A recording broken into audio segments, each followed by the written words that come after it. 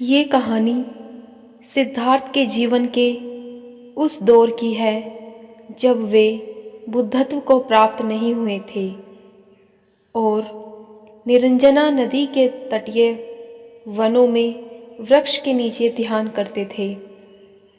सिद्धार्थ प्रतिदिन ध्यान करने के बाद पास के किसी गांव में चले जाते और भिक्षा मांगकर लौट आते। कुछ दिनों के बाद उन्होंने भिक्षाटन पर जाना बंद कर दिया क्योंकि एक गांव के प्रधान की छोटी बेटी सुजाता उनके लिए भोजन लाने लगी थी। सिद्धार्थ को वह बड़े स्नेह से भोजन कराती थी। कुछ दिनों बाद उसी गांव का एक चरवाहा भी सिद्धार्थ से प्रभावित होकर उनके पास आने लगा। उसका नाम स्वास्थी था। एक दिन स्वास्थी से सिद्धार्थ बातें कर रहे थे कि सुजाता भोजन लेकर आई। जैसे ही सिद्धार्थ ने भोजन करना शुरू किया, उन्होंने बातचीत बंद कर दी।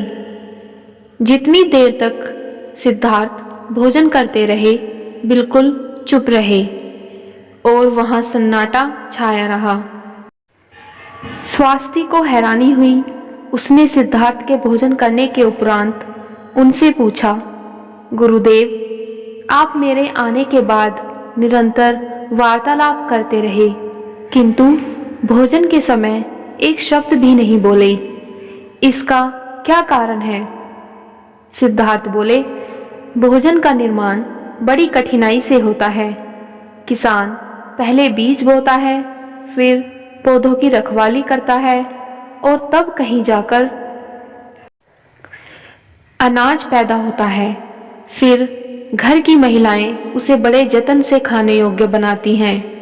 इतनी कठिनाई से तैयार भोजन का पूरा आनंद तभी संभव है जब हम पूर्णतः मौन हों। अतः भोजन के दौरान मैं मौन रहकर उसका पूरा स्वाद लेता हूँ। इसलिए शांति से किया गया भोजन न केवल हमारी शारीरिक भूख को संतुष्ट करता है, बल्कि हमारी मानसिक जो आनंद होता है उसको भी बढ़ाता है और हमें सात्विक ऊर्जा भी देता है।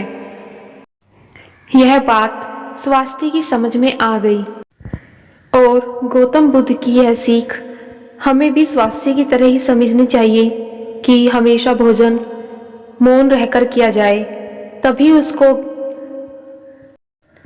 हम पूर्ण रूप से मानसिक, सात्विक और शारीरिक रूप से ग्रहण कर सकते हैं।